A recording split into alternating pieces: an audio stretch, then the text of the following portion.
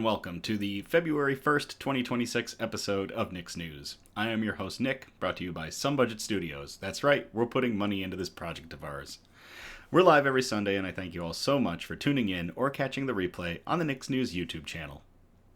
This is a program dedicated to bringing good news to counter all of the bad news that we are bombarded with on a daily basis, with the hope of bringing a little bit of joy back to the world. Several of our articles are pulled from sites like Industry Tap, Live Science, Positive.news, and GoodGoodGood.co, but we appreciate everything sent in by you, the Nick's Newsies. Hello, Christian. Hello, everybody. Very happy to have everyone with us today. Oh, man.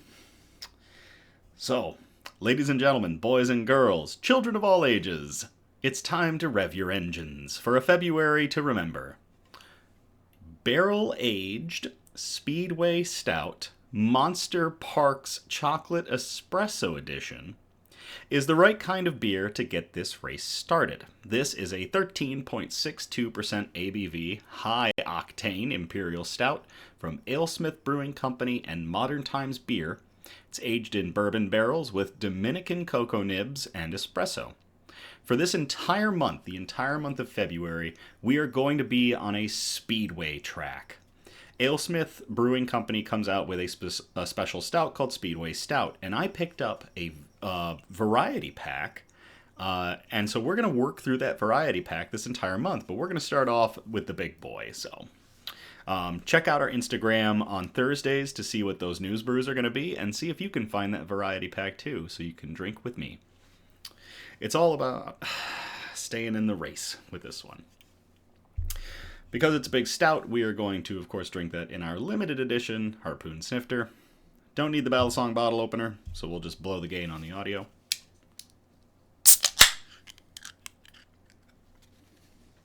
And get into the theatrics of a 5-minute pour. And it is motor oil. That is used motor oil.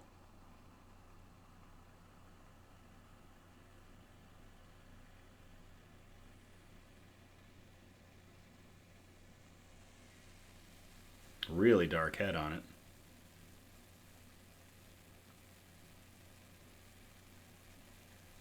Good to the last drop.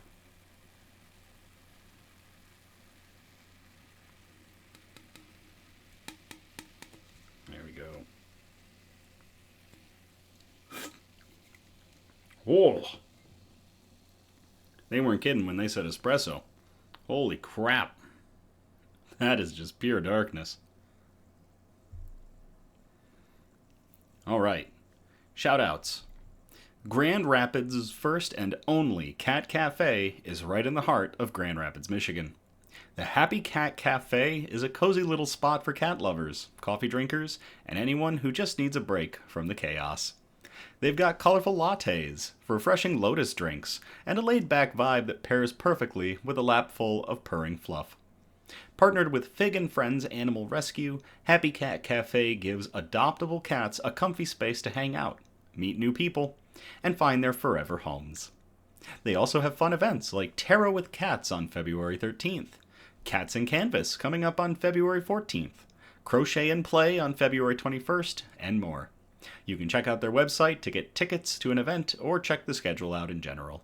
It's all about community, creativity, and of course, cats. Links are in the description for our video. To Happy Cat Cafe. Cheers.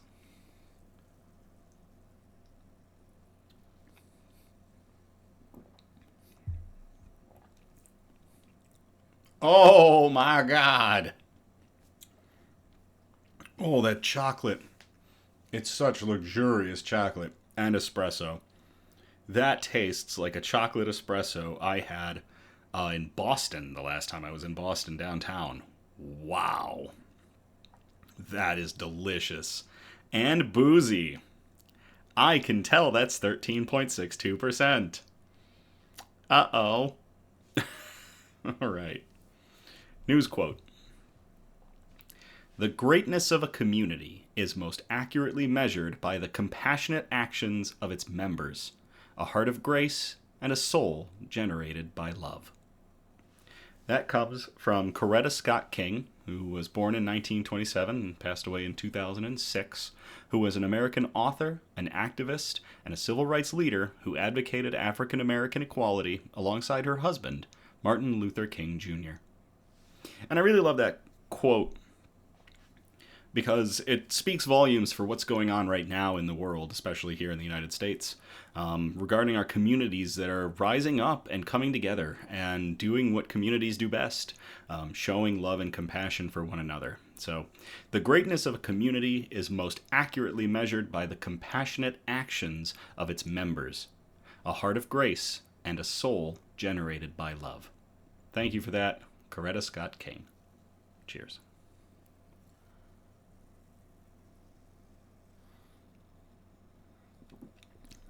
Producer Donna asked, do the espresso beers keep the caffeine? Not really. I joke around that like certain beers, like coffee beers especially, you could, wake up to, or that could be your morning coffee, but it's mainly just for the flavor of it. I don't think they hold us the caffeine, but if somebody wants to fact check me on that, I'm perfectly fine with figuring that out. While that potentially happens, let's move on to the bug update. All of the bugs are doing well, and I'm really happy about that. Ripley has been bulking up ever since they upgraded in size. Their appetite matches, so she's been eating well. Her little friend, Phil, the Phidippus audax jumping spider, or bold jumping spider, is also doing well and caught himself a mealworm that had been hiding out in the cork bark that is in Ripley's home. So that was really cool. If you are not an arachnophobe, check out our Instagram on Tuesday when there will be some pictures of Phil up that I managed to catch. Little John settled into his home very well, and he alternates between the two hides I set up, which is nice. It gives me a chance to actually look in and see him. The Cuddle Puddle, our roaches, have been singing all night long. And Big Boy Sue finally came back out of his burrow. He's been down there for the last couple days, and I have not seen him. He didn't molt. He looks about the same size. That's not a bad thing, though. And it's just good to see that my boy is out and about. And I should have some pictures of him up on the Instagram at some point, too. Christian says, if they did, I'd be curious if they list the caffeine content on the can. Well, that's a great question. Let me see if they do. This indulgent mashup fuses the bold, barrel-aged intensity of our Speedway Stout with modern times' Monsters Park, then enhances it with espresso and Dominican cocoa nibs. The result is a rich, boozy stout that captures the essence of a chocolate-covered espresso bean, roasty, chocolatey, and layered with smooth coffee flavor. It does not list a caffeine amount anywhere, so I'm going to imagine it's a negligible amount of caffeine. That would be really cool, though, if it did have a caffeine amount. I think I'd be fine with that. Producer Donna did point out, beer is not required to list its nutritional information. That is something that is good to note.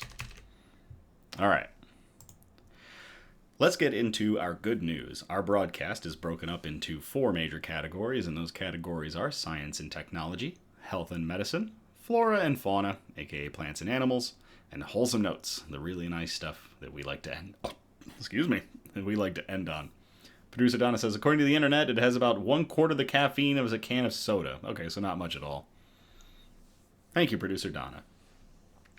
All right, we're going to start off in Category 1, Science and Technology. We got 2 articles in here, and we called the first one, Seeing is Believing.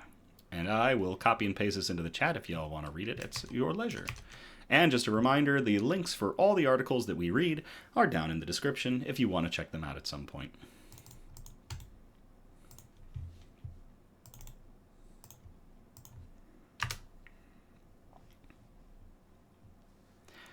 EVs promised cleaner air.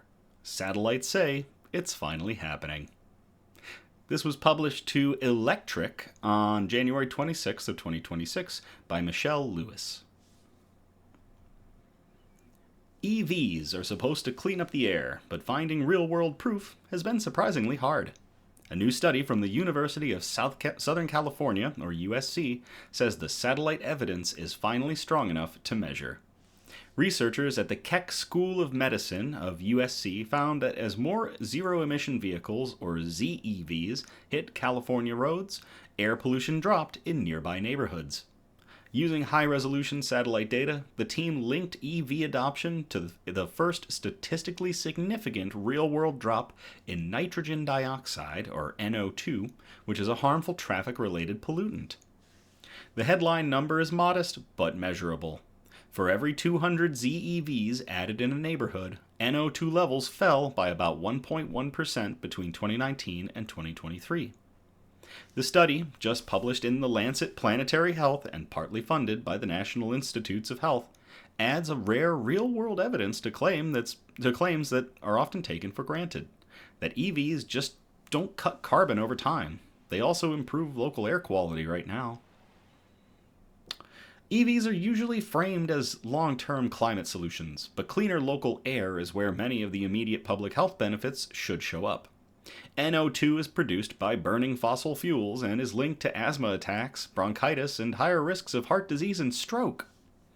Proving those benefits has been tricky. Ground-level air monitors are limited and unevenly distributed. A 2023 USC study suggested a connection between EV adoption and lower pollution, but the results weren't definitive. This study took a different approach, using satellite measurements that can track NO2 across the entire state daily. This immediate impact on air pollution is really important because it also has an immediate impact on health, said senior author Erica Garcia, PhD, MPH, assistant professor at USC's Keck School of Medicine. The team divided California into 1,692 neighborhood-sized areas, roughly comparable to zip codes. They paired DMV data on ZEV registrations with readings from the European Space Agency's Trapani satellite instrument, which detects NO2 by measuring how the gas absorbs and reflects sunlight. The study included ZEVs such as battery electric cars, plug-in hybrids, and fuel cell vehicles. Heavy-duty trucks and semis were excluded. Between 2019 and 2023, the typical neighborhood added about 272 ZEVs, while with most adding between 18 and 839. As ZEV numbers increased, NO2 levels consistently declined. We're not even fully there in terms of electrifying, but our research shows that California's transition to electric vehicles is already making measurable differences in the air we breathe, said lead author Sandra Eckel, PhD, and associate professor at the Keck School of Medicine. The researchers ran multiple checks to make sure the trend wasn't driven by unrelated factors. They accounted for pandemic-era changes by excluding 2020 in some analyses and controlling for gas prices and work-from-home patterns. They also saw the expected counterexample. Neighborhoods that added more gas-powered vehicles experienced increases in pollution. The findings were then replicated using updated ground-level air monitoring data back to 2012. In short, the signal held up. Over the study period, zero-emission vehicles grew from 2% to 5% of all light-duty vehicles in California, indicating significant potential for future improved air quality with ZEVs. Seeing how the California Energy Commission, the CEC, reported last week that the state passed 2.5 million cumulative new zero-emission vehicles, or ZEV sales, in 2025, the state is very much on the right track. Next, the researchers plan to compare EV adoption with asthma-related emergency room visits and hospitalizations. If those trends line up, it could provide some of the clearest evidence yet of what we already know, that electrifying transportation doesn't just clean the air on paper, it improves public health in practice. That is really cool. To everybody at the University of Southern California examining satellite data to tell that nitrogen dioxide emissions have decreased since the increase in ZEVs has occurred. Cheers. Hey, Tim.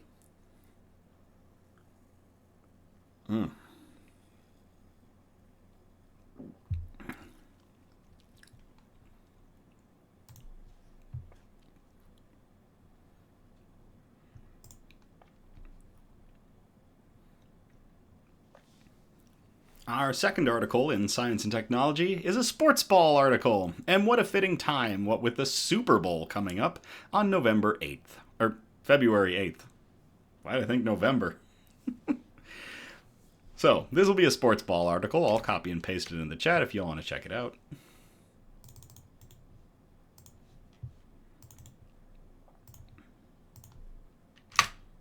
Oops, I didn't mean to do that. Hold up. Wait a minute.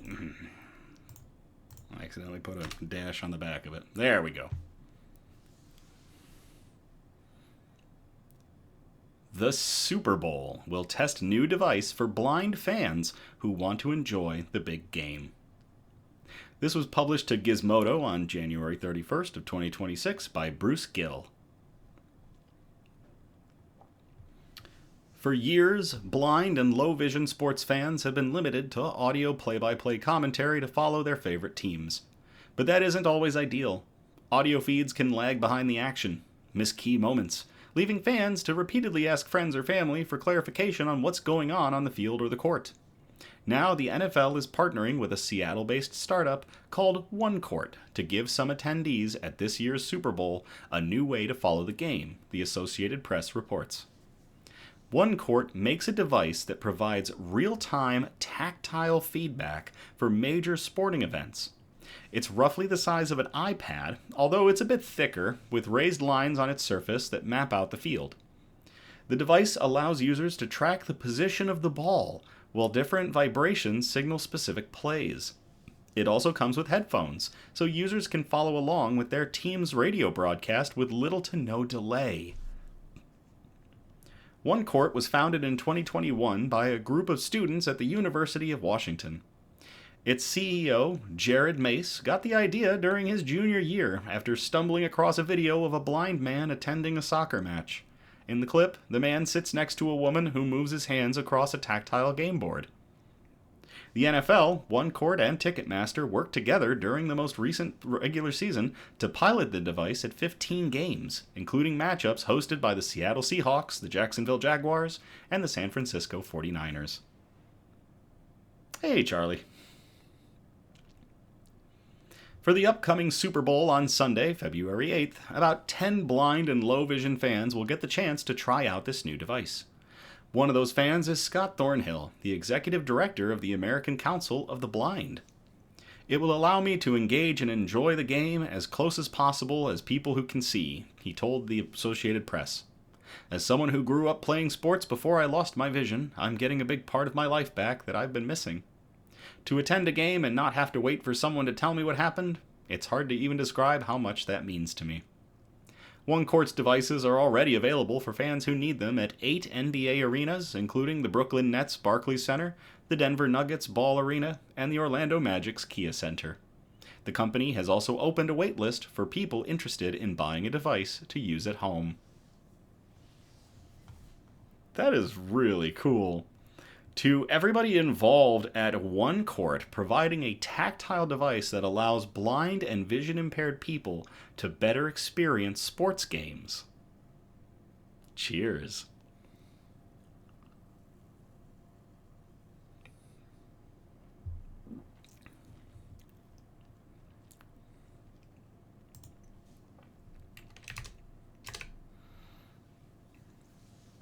Chat's talking about how Danna has failed.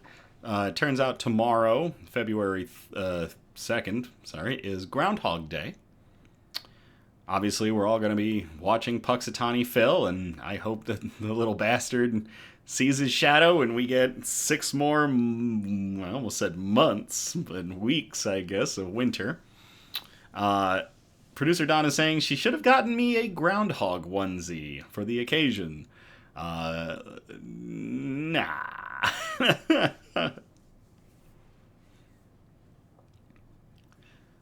All right. Christian says, eternal winter. Yes. All right, so we're going to get out of science and technology. We're going to move on to category 2, health and medicine. We've got one article in this section. We called it one of the few good uses of machine learning For those of you who enjoy my suffering when we discuss AI, prepare for a lot of that. I'll copy and paste this article in the chat if you want to check it out.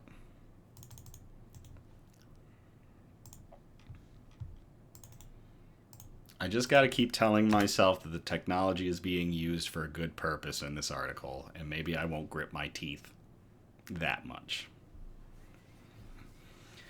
Intelligent neck device detects words and emotions, giving stroke survivors a literal new voice. This was what is going on? There we go. This was published to good.is on January 27th of 2026 by Eric Barnes. Charlie says, engineering gets finger snaps, AI gets growls and a forehead vent throb. I'm just going to have a vein popping out soon. The effects of a stroke can vary widely from person to person, causing lifelong challenges with vision, mobility, and other functions depending on the severity and location of the stroke in the brain. For those who lose the ability to speak clearly, however, there is a new hope in the form of an AI-assisted neck device. Researchers from Beihang University in China and the University of Cambridge in the UK have developed a neck-worn device designed to help stroke survivors with dysarthria. Dysarthria is a speech disorder caused by weakened strength and control of the muscles used for speaking, often resulting in speech that sounds slow, slurred, or quiet. This can be deeply frustrating for stroke survivors who know exactly what they want to say and how they want to say it, but find their bodies unable to cooperate. So far, tests of the device have been promising, allowing 5 stroke patients to speak more clearly and with the tones, words, and inflections that they intended. The Intelligent Throat, or IT, wearable device, dubbed Revoice, was tested using a 47-word vocabulary of common phrases. Results showed that the IT system correctly decoded 95.8% of individual words and 97.1% of complete sentences users attempted to vocalize. The device was also able to interpret emotional context, allowing speech to sound more natural and less robotic. Participants reported a 55% higher satisfaction rate compared to word-by-word speech output systems. The Revoice device works by sensing vibrations in the throat muscles along with pulses from the carotid artery. Sensors on the elastic band capture the tiny movements users make as they mouth words without producing sound. That data is then transmitted wirelessly to an AI system, which interprets not only the intended speech, but also its emotional intent. The AI can be trained to translate speech word for word, or customized to extend short phrases into full sentences based on factors such as the user's word choice, pulse patterns, and even the time of day. For example, a user might mouth, "Go hospital now," which the system could transform into a fuller statement like, "I still don't feel well or comfortable. Can we go to the hospital now?" This allows users to communicate more clearly with less strain on their vocal muscles, using a device that's comfortable enough to wear all day and powered by a long-lasting battery. The device improves on earlier technologies that forced users to pause between words, resulting in speech that was clear but slow and robotic. By contrast, the IT device enables more fluid conversation, allowing users to be heard not only through their words, but also through emotional nuance, making communication more enjoyable overall. Researchers hope to extend this technology by increasing the device's vocabulary and testing it with a more diverse group of dysarthria patients. We are actively expanding our study cohort to include a broader range of dysarthria patients with varying neuromuscular conditions, ensuring that the system is robust across different symptom severities, the researchers wrote in their study. We also plan to recruit participants from diverse linguistic and ethnic backgrounds to capture a wider range of speech patterns and cultural communication norms, enabling multilingual evaluation of the decoding and synthesis pipelines. over time and with investment, this technology could provide a clearer, faster, and more conversational voice for the voiceless. That is really cool. To everybody at the Beihang University in China and the University of Cambridge in the UK working on this neck-worn device, what was it called again? The Revoice. Cheers.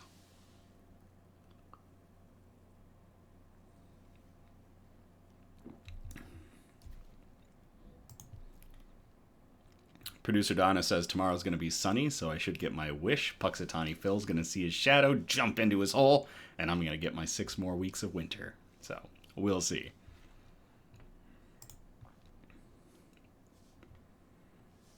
All right, that's going to get us out of Category 2. We're going to move on to Category 3, Flora and Fauna, a.k.a. plants and animals. We've got one article again here in this one, and I called this one... And a million trees. I'll copy and paste this into the chat if y'all want to check it out. And it'll become very apparent why I did that in a moment.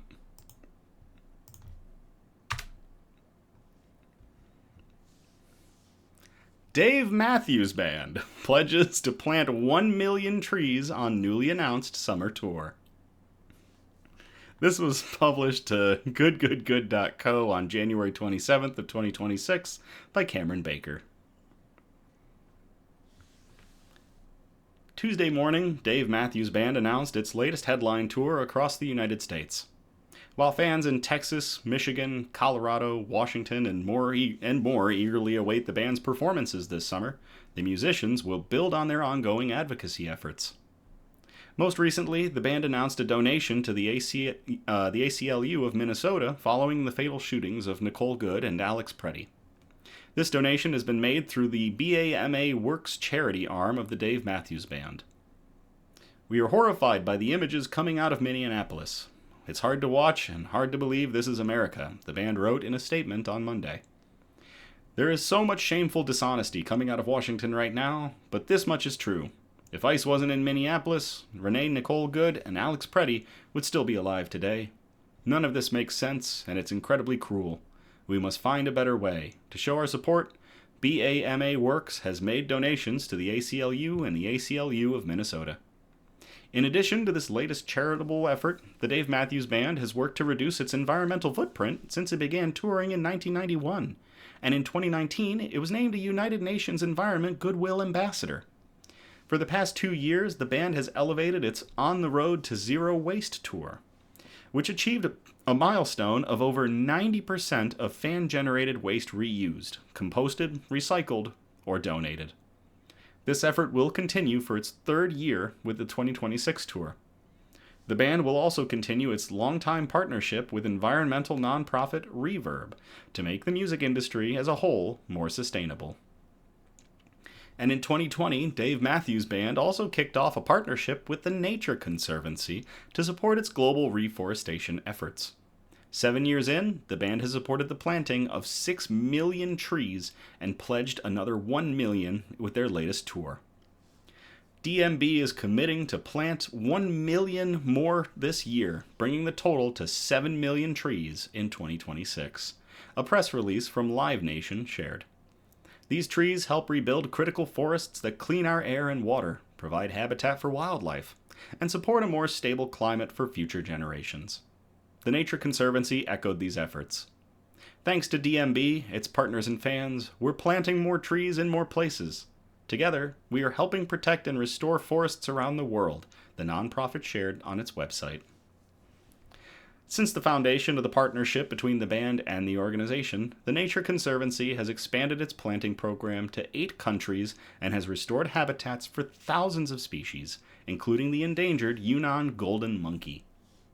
Additionally, with the support of the band, over 1.5 million trees have been planted in the U.S. alone, strengthening forests in the Southeast Corridor, the Central Appalachia region, and the Upper Great Lakes. Nothing matters as much as the survival of the planet, Matthews himself said in a video for the Nature Conservancy. Planting 1 million trees is just a small step toward a cooler planet, toward cleaner air, toward more wild places where plants and animals can thrive. Fans of the band can support these efforts by contributing $2 to plant a tree with every ticket sold on the 2026 tour, when purchased through Ticketmaster or Warehouse, or they can donate to plant more trees online.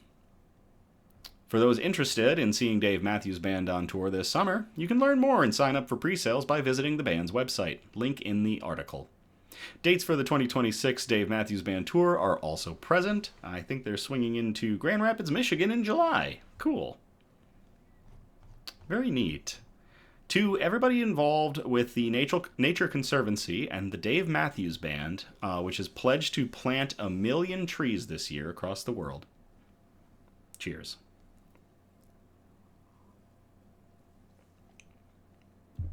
Plant 1 million trees.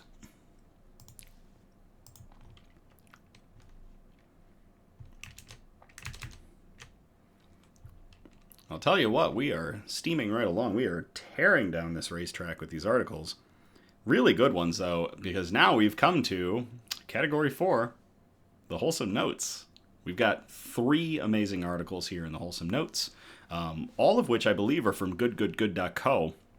And this first one was sent in by Charlie. We called this one, This Kitten is Smitten with Helping Others.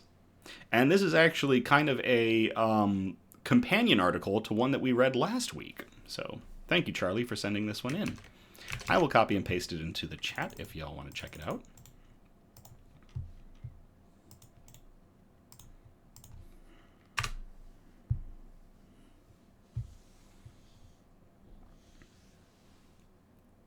Amid ICE crackdown, this Minneapolis sex shop has transformed into a donation center for neighbors in need.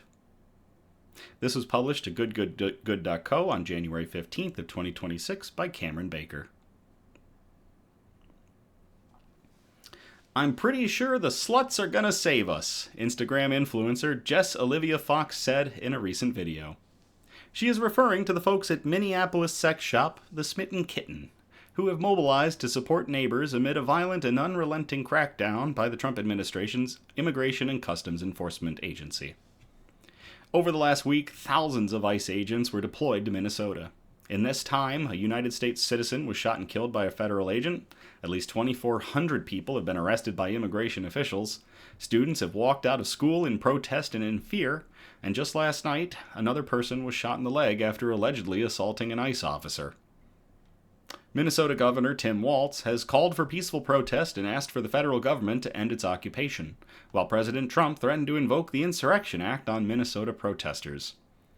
In the throes of political debate and at the mercy of an occupying force across the Twin Cities and the surrounding metro area, community members are organizing rapidly. Smitten Kitten, located in uptown Minneapolis, is one group leading the charge. Normally, we're selling adult toys, providing sex education, and running a business, Michaela, a representative of the shop, told Substack creator and social media journalist Jolly Good Ginger.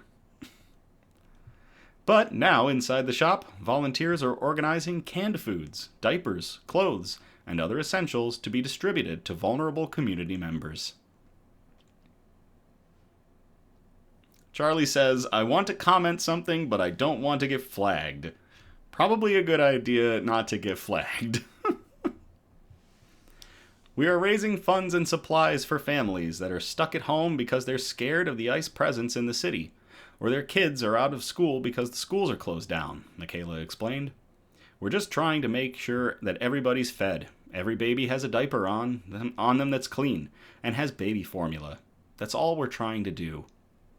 Every day, the shop's Instagram page has been leveraging its platform to boost donation opportunities for community members in the area, sharing GoFundMe, Venmo, and Cash App campaigns. We've been filling them up, a couple grand at a time, Michaela said. We've been trying to help people get their rent paid for not being able to work, get food in their refrigerator. Workers at the shop take to Instagram every day with a new ask. Hey guys, it's Ann, one person started a video. I'm reporting live from Diaper Mountain. Usually we're an adult store, but today we're going to be pushing Venmos of families that need resources immediately. It's unclear how much has been raised in recent days, but even before the ICE crackdown escalated this January, Smitten Kitten was fundraising for immigrant community members.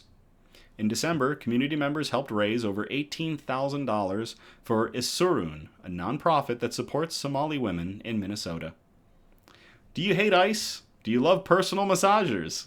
This Sunday, 100% of our profits at Smitten Kitten are going to securing immigration attorneys for 500 plus local Somali and East African families at risk for deportation, Anne said in a video in December. In just one day, the community had raised $15,000. We broke a Smitten Kitten record, Anne said. We broke the record of how much we've raised in one day. That generosity has only amplified in the weeks since. Nico says, what a name, the Smitten Kitten. The shop is also partnering with neighboring businesses like Rectangle Pizza, which is the business we talked about in an article last week, to make sure that people are being fed. And volunteers are standing outside of the shop to protect anyone coming in or out from ICE agents in the immediate area. We have people reaching out to us who need help, and we have people reaching out who want to provide help. JP, another representative of the shop, shared on social media this week. And for Fox, who isn't even local to Minnesota, but is amplifying Smitten Kitten's efforts, this grassroots community work reaches so much farther than Lyndale and Lake Streets. Right now, community and coming together and helping each other is probably the most important things we can focus on, Fox continued in her video. And fight fascism, you know? We built these platforms for a reason, she concluded in her caption. Now is the time to use them. To the Smitten Kitten, a shop in Minneapolis, as well as everybody else out there, coming together as community to help out everyone. And to Charlie for sending in this article. Cheers.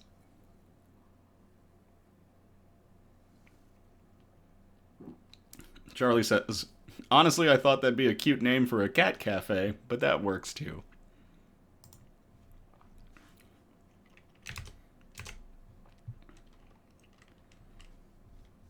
All right, this next one is, we called this next one Bringing Peace One Step at a Time. I'll copy and paste this into the chat if y'all want to check it out.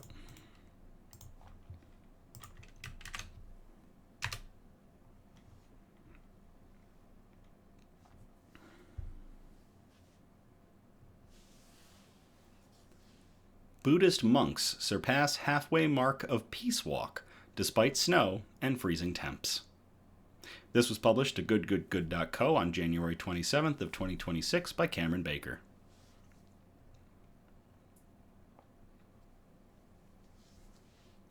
In late October, a group of 19 Buddhist monks set off for a 2,300-mile trek across the United States, calling for peace. They began in Fort Worth, Texas, with a final destination of Washington, D.C. About 10 days ago, they surpassed their halfway goal in North Carolina. But soon after, they were hit with freezing temperatures and snow as a winter storm rolled through the southeast U.S. Still, their mission to spread a message of peace, unity, and healing went undeterred. The journey, or peace walk as the monks call it, will end with a gathering at the United States Capitol, where they'll share remarks about healing and unity with the public. The winter weather in North Carolina is just one obstacle to overcome on their mission. Our walk takes us through sun and rain, dry roads and wet, through snow and heat, through noise and silence, through crowds and solitude. Some days are gentle, some days test us, some days surprise us with unexpected beauty or unexpected difficulty, the group shared on social media, comparing it to other facets of life. There will be times when everything flows smoothly, when the path ahead is clear and walking feels effortless. And there will be times when the road is rough, when obstacles appear, when we're cold or tired or uncertain about the next step. We cannot demand that life only bring us comfortable conditions. With this in mind, they added, knowing that life will be uncertain is a path to peace itself. This is the peace that lives beneath all circumstances, steady, quiet, unshakable. It doesn't depend on perfect weather or smoother roads. It doesn't require everything to go our way. It simply asks that we show up, breathe consciously, and meet whatever comes with full awareness instead of just reaction. During the trek, the monks and their canine companion, Aloka, will walk through at least 10 states, making stops at government buildings and communing with locals, sharing reflections on compassion and unity amid social and political division. Videos online have already shown supporters greeting the monks with flowers, food, and reverent bows. Many posts show local gatherings where people feed the travelers, provide medical care. Many of the monks are walking barefoot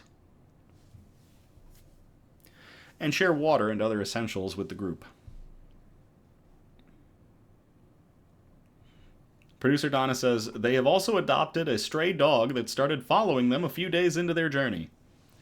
Awesome. Amid harsh winter weather, the monks held off on visiting hours on their daily lunch breaks, though they still encouraged members of the public to track their journey online.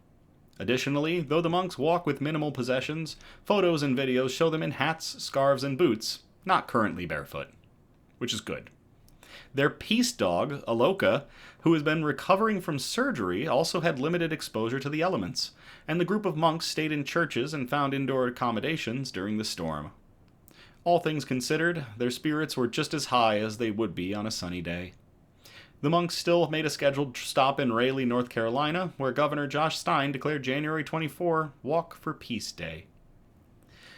We live in a time of partisan rancor and political discord, Governor Stein said on the steps of the state's Capitol building. In our heart of hearts, we don't want to feel on guard against our neighbors. We want to come together. Thank you for reminding us of that. The monks wrote their own account of their day on their blog. Today, in these harsh conditions, surrounded by white snow and biting cold, we saw something even more clearly. The warm faces of people who care. Their kindness stood out against the frozen landscape like light in the darkness, reminding us why we walk, why it matters, why we keep going. They wrote, "This journey began with hope, but you have given us something greater. The lived experience of human kindness, the proof that when people come together with shared intention, extraordinary things become possible." To the 19 Buddhist monks and their dog Aloka, trekking 2,300 miles across the United States on a walk of peace, and to everybody that has helped them along their way. Cheers.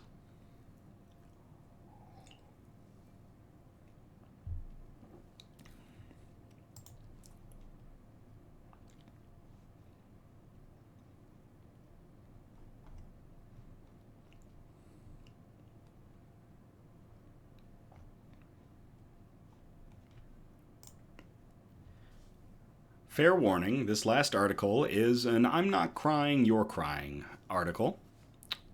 If you don't have tissues, you might want to grab them. Usually the criteria that assigns an I'm not crying, you're crying article is either I or producer Danna started crying when we were going through this article. Producer Danna stated that she did come to tears with this one, so you have all been warned. It also could have been a cancer, fuck cancer article.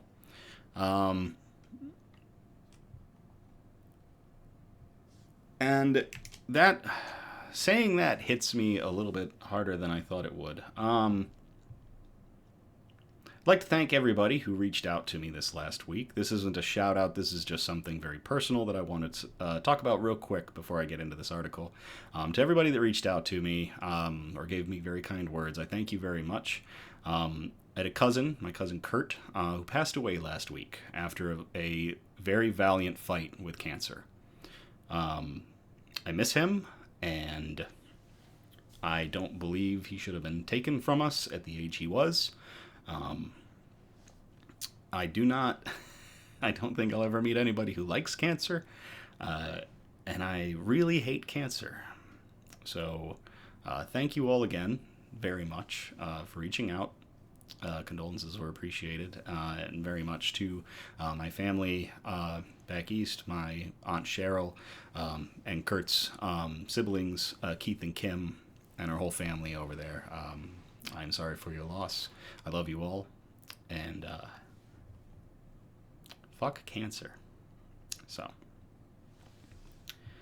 I will copy and paste this article into the chat if you all want to check it out.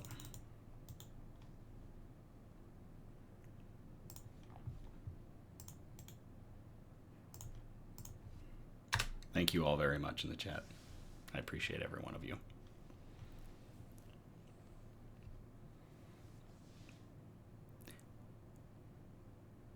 Every smash burger at this North Carolina restaurant goes toward fighting childhood cancer.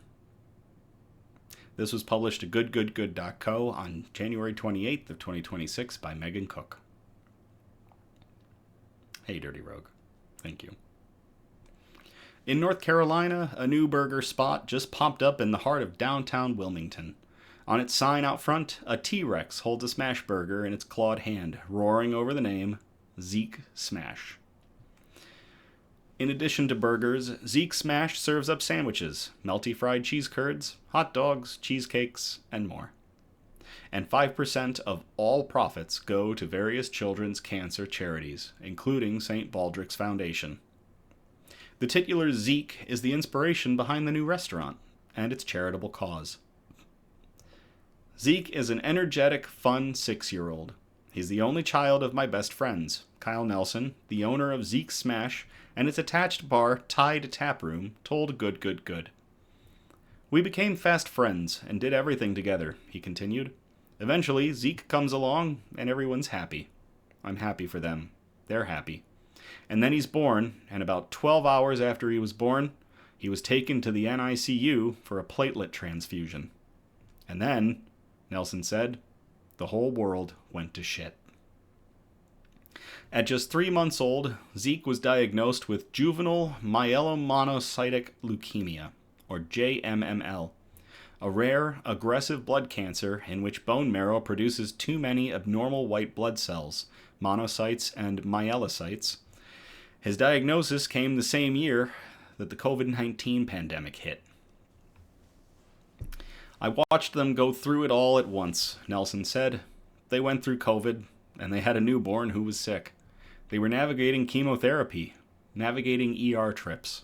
And soon, even with access to really good health insurance, the Ramsey family began racking up countless medical bills. I just personally found that reprehensible, Nelson said.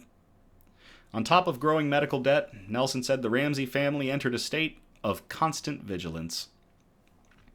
It's treatment, it's off treatment. It's okay they're sick. Are they sick from the disease, or is it just a cold? Is this fever going to potentially kill them? Nelson posed. And all the while, they're trying to give him the best life possible. He also explained that fundraisers for fighting childhood cancer primarily focus on treatment and finding caretakers, but rarely focus on familial support and debt relief. You never heard about the potentially lifelong crippling medical debt that these families are going into to give their child a chance to survive, or making the choice to undergo treatment to give them some more time, Nelson said.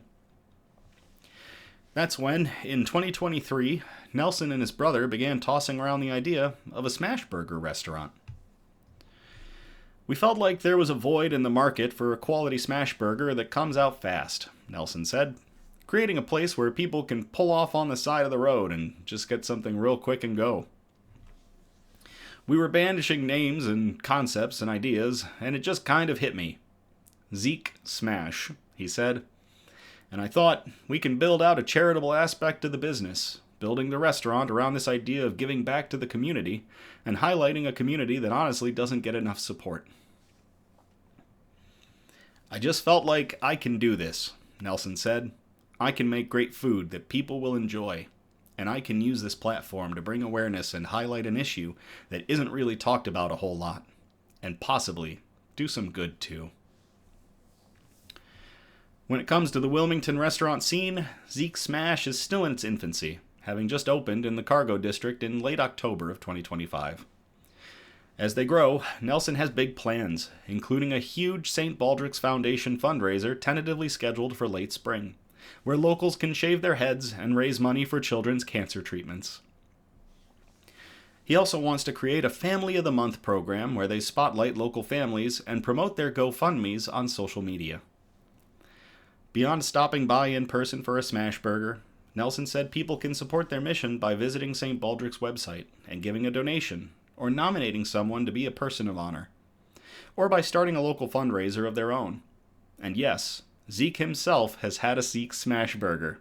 His review? It's a thumbs up. Nelson laughed. He really enjoys the food. He's a fan. And I don't think it's just because I'm Uncle Kyle. If you're in North Carolina, Zeke Smash is located at 619 South 17th Street, Wilmington, North Carolina, 28401. To everybody involved at Zeke Smash, Kyle Nelson and his brother, who started it, and Zeke, the child that it's named after, who fought cancer right out the gate, and is still going with us 6 years later. Cheers.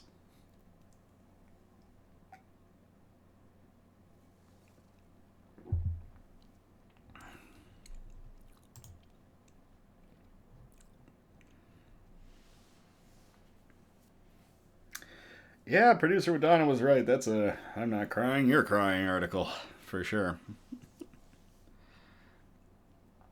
Whew. Producer Danna just said, I warned you. Note that I don't proofread a lot of articles. I keep saying I'm going to, but I find sometimes that proofreading the articles loses some of the suspense and some of the surprise of them.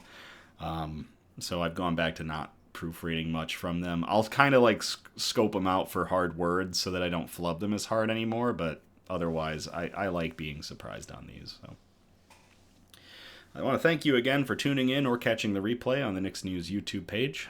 We're live every Sunday, but our next episode is actually going to be on Monday, the 9th of February. That's because on February 8th, it's the Super Bowl.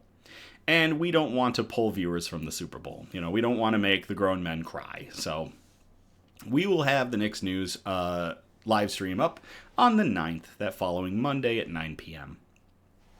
We encourage participation, so if you feel inclined, by all means, post suggestions for news brews, shoutouts, news quotes, and of course, good news articles that we can present on future episodes.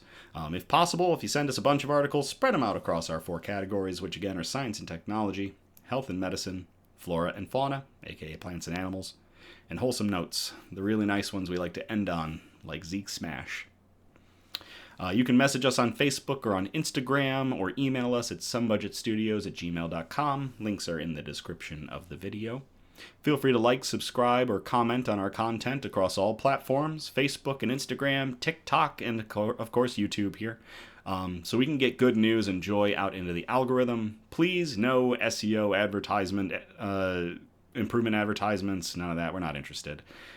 We continue to grow thanks to all of you. Knicks News numbers continue to grow, and I can't thank you all enough. It really is amazing that, we've started off 2026 right, and we are continuing to grow. So, really happy for that. As always, thank you again. I love you all. Have a great night, and I will play us out.